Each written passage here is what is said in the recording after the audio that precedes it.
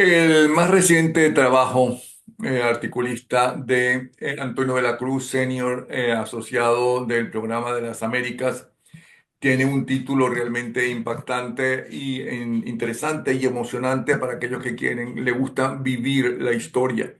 Y estamos viviendo la historia. 7 días que marcarán un nuevo orden mundial. Eh, Invito a Antonio de la Cruz que nos hable de esos 7 días y por qué esos 7 días, cuáles son y por qué van a marcar el nuevo orden mundial. Bienvenido, Antonio, te escuchamos. Muchas gracias, Napoleón, por la invitación para tu programa y los escuchas. Eh, ¿Por qué lo planteo de esa perspectiva? El orden mundial quedó definido después de la Segunda Guerra Mundial, donde Occidente tomó la decisión de marcar una serie de estructuras que le permitieran mantener la paz. En ese sentido, después de los acuerdos de Bretton Woods, donde se estableció el Fondo Monetario Internacional, el Banco Mundial, Estados Unidos, la OTAN, ¿verdad? Crearon toda una arquitectura que es lo que nos ha conducido hasta este momento. Entonces, ¿qué ocurre? Esas transformaciones políticas después de esa Segunda Guerra Mundial solían estarse en negociaciones, en, de una manera que podemos decir a fuego lento, con negociaciones entre los gobiernos de esos países, interminables y en un complejo juego de pesos y contrapesos. Entonces veíamos cómo Occidente marcaba esas relaciones entre las naciones, entre los países. Sin embargo, ¿verdad? Podemos observar que eso ha venido transformándose con la llegada de la nueva presidencia de Donald Trump aquí en los Estados Unidos, donde Rusia, Estados Unidos y Europa cambia esa relación de una forma abrupta en el equilibrio del poder global, que podría reconfigurarse para estas décadas que estamos hablando, que estamos viendo. Lo que comenzó, y por eso son 7 días, en una llamada el 12 de febrero de Donald Trump con Vladimir Putin, ¿verdad? Ha desembarcado en una negociación en Riyadh, ¿verdad? Una semana después, en la capital de Arabia Saudita, ha dejado en el aire la estabilidad de Europa y el destino ucraniano. ¿Qué pasa? Que Trump y Putin conversan sobre la solución de la guerra creada por Putin en una invasión a Ucrania, sin tomar en cuenta ni Ucrania, el afectado directo, ni Europa, que es el más cercano dentro de esa disputa que hoy existe y que todos hasta ese momento habíamos visto que es contener los ímpetus de Putin de avanzar a conquistar y a cambiar las fronteras en términos de sus necesidades. O sea, lo que percibo y veo es que estamos evolucionando hacia la superpotencia nuevamente, que se reparten y manejan el mundo. Ese mensaje de Washington, ¿verdad? De la Casa Blanca con Trump ha sido inequívoco. La prioridad ya no es contener a Rusia, que se había mantenido en ese momento como la gran amenaza para Occidente, para los valores de Occidente, sino restablecer una relación pragmática con el gobierno de Putin.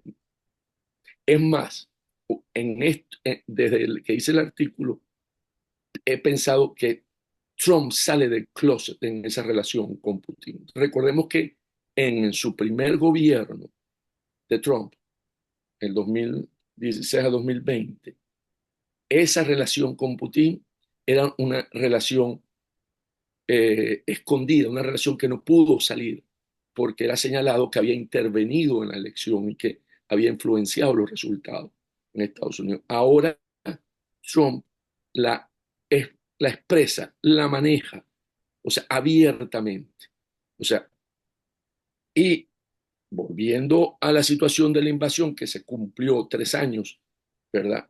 Europa y el gobierno de los Estados Unidos en ese momento, Biden, mantuvieron aislado a Putin por la invasión a Ucrania, donde recordemos que se le congelaron los fondos y todo lo que se hizo, se le sancionó el crudo, ¿ok? Pero ahora con Trump, el Kremlin o Putin regresa de nuevo a la mesa de negociación sin haber retrocedido un solo centímetro de su territorio ocupado. O sea, ¿qué ocurre? Que en esa conversación, básicamente, Trump asume la, la posición de Ucrania, negocia lo de Ucrania, sin tener, o sea, es cierto, son los que han aportado más recursos para la confrontación o para la defensa de los valores de Occidente frente a Putin. Pero aquí acepta las condiciones de Putin en una primera instancia donde él sostiene que los territorios ocupados actualmente por las fuerzas invasoras de Rusia se mantienen bajo el dominio de ruso y le ofrece y le promete que Ucrania ni entrará a la OTAN ni será parte de la Unión Europea. Y eso realmente, ¿verdad? Permite que Putin en ese sentido se siente en una posición en la que está negociando con otra superpotencia el destino de un país, ¿ok? Donde la paz pareciera estar sujeta a la premisa de que Kiev debe ceder las solicitudes de Putin. Es más, recordemos que después de esa conversación, Trump señala que el Volodymyr Zelensky es primero un dictador porque no ha convocado elecciones, lo llamó pues, en ese sentido, y después dice que él fue el que inició el conflicto con Moscú. Entonces, esa semana, por eso hablo los 7 días, después se da el encuentro en Riyadh por parte de los representantes de la administración estadounidense, donde está el secretario de Estado Marco Rubio, el director del Consejo de Seguridad Nacional Mike Waltz y el enviado especial para el Medio Oriente Steve Wither. Y los representantes del Kremlin son Lavrov, Sergei Lavrov, el ministro de Relaciones Exteriores, y los asesores de Vladimir Putin, Yuri Uzkanov y Kirill Dmitriev. No hubo nadie de la parte afectada, representada, Ucrania, ni de sus aliados europeos, lo que en cierta manera consolida una nueva realidad. Algo que en otro momento habría parecido impensable, la exclusión de Europa en la resolución de un conflicto en su propio territorio.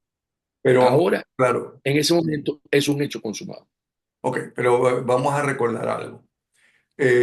Putin ya hizo lo que Hitler hizo en su oportunidad, invadir a otro país. Y así empezó justamente las invasiones cuando Europa no hizo absolutamente nada. Putin se apoderó de Crimea y poco hizo la comunidad internacional, poco hizo los países europeos y poco hizo el gobierno norteamericano de turno. ¿Ok? Ahora, alegando que se había llegado a un acuerdo con Occidente, que ninguno de los países que son límites con la Unión Soviética antigua y hoy con Rusia, o sea, con Rusia concretamente, iban a pertenecer a la OTAN, ya que la OTAN se formó después de la Segunda Guerra Mundial para contener los históricos avances de Rusia, ¿no? Durante décadas y siglos también, porque es una nación así, ellos son así. Entonces, yo podía también entender que lo que está haciendo Trump es dejar de tener a Putin por ahora, ¿ok? De que no se apodere de toda Ucrania, que a la larga, ¿no? Se va a apoderar de Ucrania, porque es un país, Rusia, más grande, más poderoso, y tiene la ayuda, por un lado, abiertamente de Corea del Norte en las armas, y yo creo que por debajo de la China comunista. ¿Qué dices tú a eso? Ese es precisamente el nuevo orden que se está planteando, eso que tú describiste. Porque ¿qué hubiese pasado si, qué pasaría si estos es asumido en el orden después de la Segunda Mundial. Tenía que ser discutido, que se hizo y ha perdido vigencia en la ONU, porque ningún país tiene la autoridad ni la determinación de poder cambiar las fronteras a su antojo. Entonces, estoy de acuerdo y precisamente eso es lo que nos está llevando a este nuevo orden en la que las decisiones se toman a nivel de superpotencia. O sea, Rusia, con sus capacidades, la superpotencia viene dada por su capacidad nuclear, no por su poder económico. Es el país que tiene más cabezas nucleares del mundo, ¿verdad? Entonces puede Que por ejercer cierto, Crimea también tiene cabezas nucleares, porque cuando, cuando pertenecía a la Unión Soviética, ¿no? Ahí había o hay, ¿cómo se llama? Arsenal nuclear. sí, es cierto, pero ¿qué ocurrió? Que en esa etapa, para poder tener control sobre Ucrania y esas cabezas nucleares no se fuesen una amenaza para Rusia, él planteó que iba a recibir las cabezas nucleares para poder asegurar esa paz en Ucrania. Por eso que Zelensky no confía en Putin porque no sostiene sus compromisos a los que llega y acuerda. ¿Por qué? Porque Putin siente que Kiev es el origen de la nación rusa. La nación rusa surge en los siglos, estamos hablando, Sí, pero eso es pasado. Pero lo que sí puedo decir que es presente es que Ucrania, por acuerdo de las grandes potencias de la Segunda Guerra Mundial, ¿ok? Stalin y el presidente norteamericano Roosevelt, pues quedaron en que no iba a cambiar, se repartieron el mundo. Y luego las naciones europeas, temerosas porque conocen perfectamente cómo es la ideología rusa, el belicismo ruso, la expansión rusa, formaron con Estados Unidos la OTAN para detener esa expansión. Pero llegaron a un acuerdo con Rusia o con la entonces Unión Soviética, más concretamente, de que ninguna otro país que sea limítrofe en aquel momento con la Unión Soviética, supongo hoy que es con Rusia, se iba a meter en la OTAN. Y lo que ha querido hacer Zelensky, que es un tipo brillante, valiente, extraordinario, no me estoy metiendo con él ni remotamente, es pedir entrar en la OTAN. Y eso es lo que puede alegar Putin, ¿ok? Que violó los acuerdos. ¿No crees tú? ¿qué ocurre? Con la caída del muro de Berlín, ¿verdad? Que realmente se da una democratización en los países de satélites de la Unión Soviética y empiezan a tener procesos no por la dictadura del proletariado ni por el dominio de la Unión Soviética, que en ese momento se reduce a Rusia, ¿verdad? Cambio. Empieza a haber una mirada que para protegerse de ese expansionismo ruso, de estar en Europa y no en la esfera rusa, ante la soviética, en la esfera rusa. Y es cierto que cuando llegan a esos acuerdos, el compromiso era que estas naciones que antes estaban bajo la esfera soviética no iban a pasar a estar dentro de la esfera de Occidente o Europa. Y, por supuesto, también entrar a la OTAN por el artículo 5 de la OTAN, de que tocan a uno, nos tocan a todos. O sea, está comprometida la defensa de cada una de esas naciones. Y aquí, entonces, se introduce en la conferencia de seguridad de Múnich, hace 2 días después de esa conversación de Trump con Putin, J.D. Vance, representando a Estados Unidos, dejó claro que Washington espera que Europa aprenda a defenderse por sí sola. Ya esa alianza, que era una de la arquitectura del orden después de la Guerra Mundial, empieza a tener presión por parte de Estados Unidos de que ahora, si tú quieres seguridad por parte de los Estados Unidos, tienes que pagarla. Por eso él habla aumenta el presupuesto de tu gasto armamentístico del 2%, ahora plantean el 5% del Producto Interno Bruto. ¿Ok? Entonces, allí, por si Francia y Alemania han comenzado a discutir un refuerzo militar conjunto, consciente de que la era del paraguas de seguridad estadounidense está llegando a su fin, que ese es básicamente parte de esa amenaza que representa Putin en ese expansionismo ruso. En Bruselas, el temor no es solamente el debilitamiento de la OTAN, sino su relevancia en el futuro, donde Estados Unidos y Rusia podrían definir las reglas sin contar con el viejo continente. Pero ¿y Entonces, por qué habla de Estados Unidos y Rusia cuando Rusia es muy inferior a la China en cuanto a desarrollo, tanto económico como balístico, etcétera? Y ya se ha demostrado que Rusia miente descaradamente, que sabe hacer una propaganda política muy buena y que más de una vez ha engañado a Occidente en cuanto a su poderío balístico y después descubren que es falso. cuando hablo de Rusia es por su capacidad de destrucción que tiene con las armas nucleares, porque no por la capacidad económica como lo está señalando. En términos de economía, está por debajo, está a nivel de Italia, del Producto Interno Bruto, y en Estados Unidos ¿cómo se llama? No, de Los Ángeles, no de Los Ángeles, de la economía. California. Entonces, pero tiene el poder bélico, que es ahí donde está hoy precisamente, se están definiendo las relaciones. Entonces, ¿por qué? Porque además, como tienes que pagar la seguridad, si la quieres, es cuando Trump le plantea a Zelensky, si tú quieres que te proteja, me tienes que dar acceso a tus tierras raras. O sea, empieza a tener una opción para ello, que precisamente por eso el viernes 28 viene a conversar con Trump, Zelensky, para firmar esos acuerdos.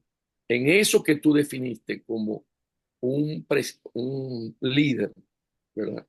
Que para mí es de lo que más se entiende hoy, que estamos en una nueva realidad y se adapta con una velocidad que todos deberíamos aprender de él, porque él pudo haberse quedado tanto con la administración Biden cuando le ofrecieron sacarlo de Kiev y dijo, yo me quedo en defensa de este país y no me manden aviones, mándenme armas. Y aquí con Trump, que pudo haber dicho que él no entregaba porque es soberanía nacional, porque son recursos de la nación. Él acepta y dice, hablemos y trabajemos una solución para ello.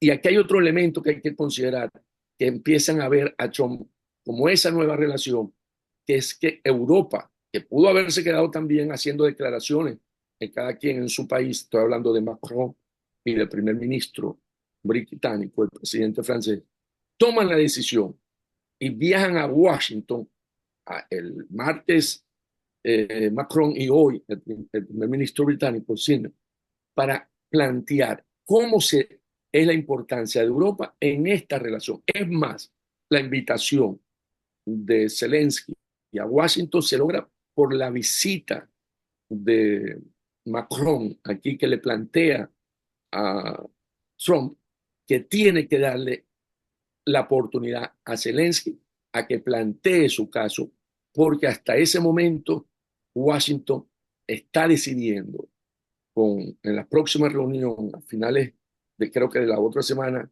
en Riyadh nuevamente para seguir en las conversaciones con Moscú. Entonces, aquí hay un mensaje muy de alto riesgo, es que Washington se doblega ante Moscú sin asegurar compromisos ni concesiones por parte de Putin. O sea, entonces la pregunta es, ¿qué evitará que China adopte una postura más agresiva respecto a Taiwán? Visto esto, Perdona que la está haciendo. ¿ok? Que la Claro está que haciendo. la está cercando y la amenaza, Mm. pero con esto puede tomar la decisión de invadirla. ¿Qué mensaje le transmite a Irán o a Corea del Norte sobre la efectividad de la presión real militar de la defensa de Occidente? Entonces vemos que el equilibrio de poder se fundamenta en estas realidades, en la credibilidad y la coherencia. Y en ese caso Estados Unidos ha comprometido ambas. Recordemos, hay un detalle que lo vivimos recientemente, que fue la salida de las fuerzas estadounidenses de Afganistán. Cómo eso mandó una señal al resto de estas potencias y que consideraron que Estados Unidos no tenía ya esas capacidades por la forma en que abandonó Afganistán. Entonces, Pero previamente eso mismo sucedió con las fuerzas rusas, ¿no? Que habían invadido Afganistán y que estaban luchando ahí en contra de los, llamemos, nacionalistas afganos, que lamentablemente muchos de ellos terminaron siendo totalmente radicales contra todo Occidente. y, Eh, y y fue lo que hemos, ahí se demostró que primero Rusia no era la eso, potencia que se eso, creía, eso, eso. y ahora y luego se demostró que los Estados Unidos tampoco. Exacto. Entonces, esos son señales que miran estas potencias, ¿verdad? Para poder actuar dentro de su entorno geopolítico. Entonces, en un mundo que estamos, donde las potencias, en este caso Estados Unidos, no garantiza la seguridad de sus aliados, la OTAN, dígase, sobre la base de los derechos y las normas que se han establecido, no es únicamente más peligroso, sino también significa que el orden global, tal como lo conocemos, se reconfigura sin que los valores, sin que Occidente disponga de esa última palabra que hasta ahora lo venía haciendo en términos de cultura, ¿verdad? Entonces, ¿qué tenemos para ir resumiendo? Tenemos a un Trump transaccional donde entiende que el mundo hoy debe estar actuando sobre la superpotencia, donde busca un equilibrio en términos de cómo manejar las relaciones sin importar si es democracia o no, que en el orden anterior, la democracia era un eje conductor dentro de la acción de de ese orden mundial. Aunque Aquí, apoyaran a las dictaduras anticomunistas. pero ahí era una guerra fría donde el enemigo era el comunismo, ¿verdad? Y podían apoyar, y eso lo pasó básicamente en América Latina, ¿verdad? Y en cierta manera se daban las luchas en los próximos en África y en algunos países asiáticos como en Vietnam, que había una confrontación, pero era por el valor de la democracia y la libertad. Aquí no, aquí es por cómo yo obtengo beneficios desde el poder. Yo creo que hoy, viéndolo en Estados Unidos, la política o el poder es negocio. Estamos evolucionando hacia una relación donde la política es negocio. Y entonces, y en esos términos son las relaciones que se están estableciendo. Y por eso es tan importante lo de Zelensky en esa visita que hace a la Casa Blanca el 28 de febrero. Porque ahí va a sellar esa nueva manera de actuar. Si nosotros queremos tener soluciones en los países que hay conflictos y el apoyo de las potencias, en este caso de Estados Unidos, va a ser una relación de negocios, de qué obtiene la administración estadounidense en términos de la defensa de la relación que exista en ese país. O sea, Bueno, cuando Trump plantea quedarse con Groenlandia o busca comprar Groenlandia, plantea lo de Panamá, tiene una relación buscando precisamente esto que estamos planteando. ahora bien, para mucha gente lo que está pasando es verdad, un nuevo orden mundial, pero que ese nuevo orden mundial no es precisamente bueno para Occidente, sino que esta es la decadencia de todo el desarrollo, todo el poder, todos los avances de la civilización judeocristiana, que es la occidental. y que eso se mide no solamente por lo que tú has dicho, sino que también se mide por la invasión musulmana a Europa, que en algunos países inclusive han cambiado inclusive festividades oficiales como la Navidad, que la han abolido porque molestan a eso. O con el caso de París, que hay sectores de París donde no puede entrar la policía francesa. ¿Qué dices tú a eso? Sí, definitivamente el choque de civilizaciones que lo planteó Huntington está presente en este orden mundial, donde la parte islámica, y aquí hay una confrontación abierta y está liderizada por Israel, ¿verdad? Lo vimos en cuanto a Hamas y a Hezbollah, ¿verdad? Cómo esos elementos, ese brazo ejecutor de Irán, ¿verdad? Que es uno de los factores que impulsa esta lucha en términos de civilización, ¿verdad? Fue aplastar. Y aquí hay algo interesante, Napoleón, en términos de cómo se manejó Sí, pero también. Israel lo está logrando, pero Europa, Eso, eso iba a Europa no decir. lo está logrando. Eso, no, no, Israel en ese sentido es la punta de lanza para que esos valores de la democracia, porque es la única democracia en esa región, ¿verdad?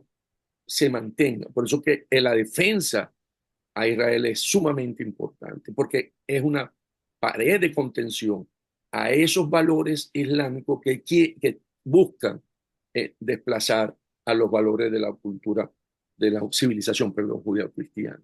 Pero aquí hay también una parte interesante de esto dentro de este nuevo orden. Recordemos que aquí, en cuanto a Gaza, ¿verdad? La propuesta de Trump era de expulsar los 2 millones de palestinos y transformar el territorio en una ribera del Medio Oriente.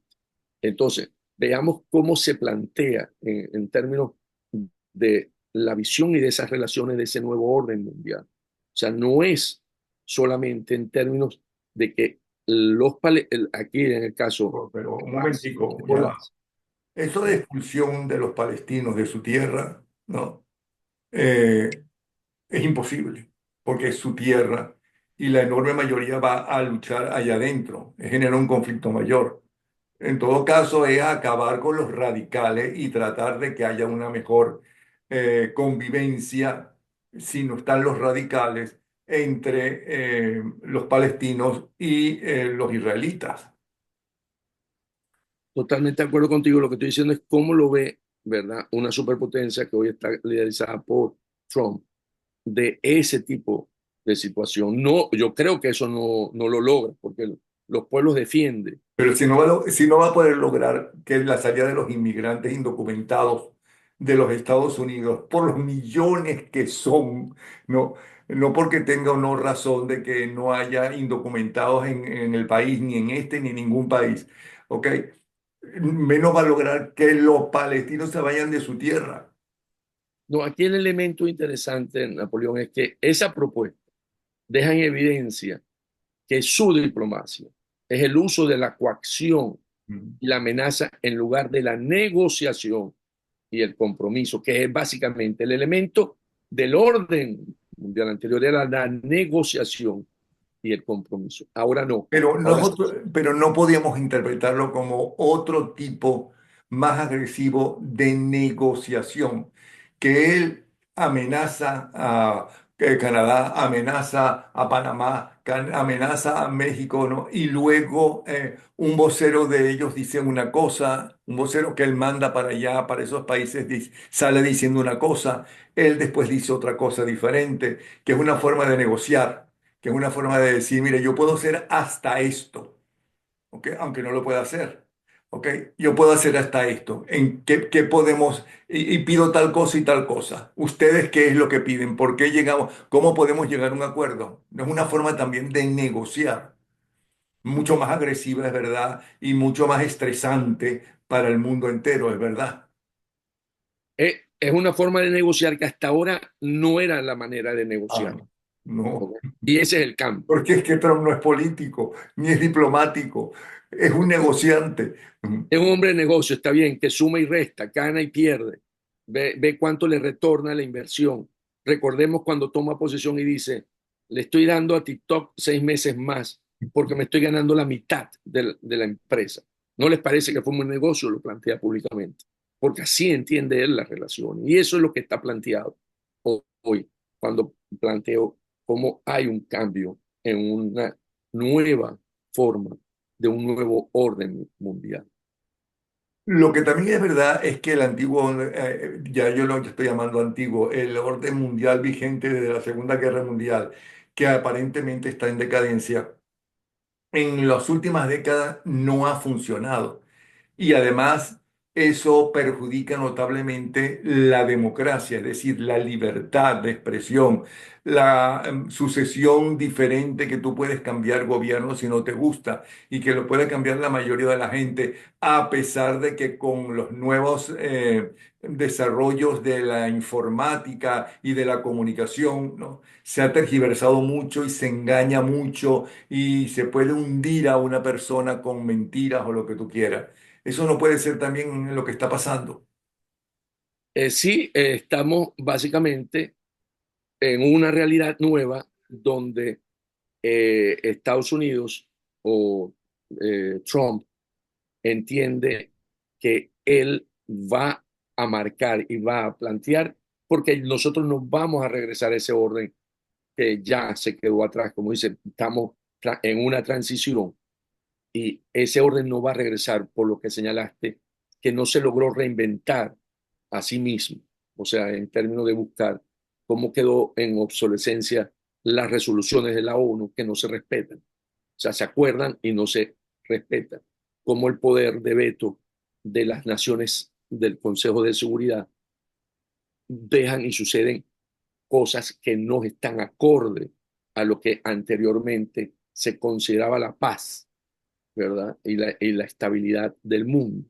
Entonces, es cierto que ahí hay algo que debe ser reinventado o debe ser reescrito, rediseñado, en la que hoy se está haciendo bajo estos criterios y estos conceptos que hemos estado conversando durante este programa. A pesar de la, ¿tú crees que a pesar de la enorme burocracia de Europa y de los Estados Unidos también, de la enorme burocracia y de la comodidad que en estas décadas después de la Segunda Guerra Mundial ha vivido la diplomacia en líneas generales y la política occidental, ellos puedan reinvertir, poder tener la dicha de que puedan reinventarse, modernizarse y poder enfrentar lo que es los grandes enemigos de la democracia, que son las dictaduras de extrema derecha y de extrema izquierda. Yo creo que para Europa, que está ahorita metida en esta situación, tiene que reinventarse porque de otra manera, tú lo señalaste, están siendo invadidos por la cultura islámica, donde realmente es una amenaza para el orden democrático de Europa. Y al no contar con Estados Unidos como el gran aliado para su seguridad y la amenaza que tiene de Rusia, porque Rusia no se queda, no se para en Ucrania. Rusia, Putin, quiere volver a los límites de lo que era el imperio ruso. Y en ese Y, sentido es la... y más allá. Ese es el primer paso. El segundo es apoderarse de toda Europa. Entonces, Europa en este momento tiene que replantearse cómo primero generar su propia protección de seguridad y segundo, rebuscar cómo manejar la situación interna, porque vemos que en estos países, lo que vamos a ver en Alemania, ¿verdad? La parte nacionalista volvió a tener una alta votación en términos de crecimiento para ocupar el poder en Alemania. Pero ¿tú Entonces, lo que crees de está creando, verdad que esas personalidades como la de Putin, como la de Fidel Castro, como la de Maduro, por citar tres, o como el de Nicaragua, ellos, ellos van a entrar en ese acuerdo, ellos van a respetar acuerdos, ellos van a aceptar acuerdos? ellos son los enemigos de lo que estamos planteando. Claro. Y lo que estamos viendo aquí es que Trump logra entenderse con Putin. No puedo decir en este momento con Maduro ni con Ortega, ¿ok?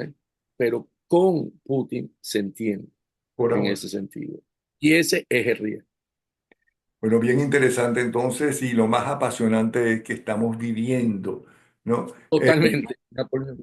Cuando, Yo, cuando tú, uh, cuando tú me llamaste, estaba almorzando con un gran amigo mío que formó parte del primer gobierno de Trump y decíamos eso. Lo que estamos viviendo en este momento es apasionante, apasionante. el mundo está cambiando, no sé si para bien o para mal, pero cada vez que cambia, cambia, a lo largo cambia para bien, para Ha civilizar. cambiado, ha cambiado. Gracias Por- entonces, Antonio de la Cruz, como siempre, bien interesante la conversación. Nos vemos entonces, ¿sí? Gracias. un gran placer y gracias por tu invitación, Napoleón. Hasta luego.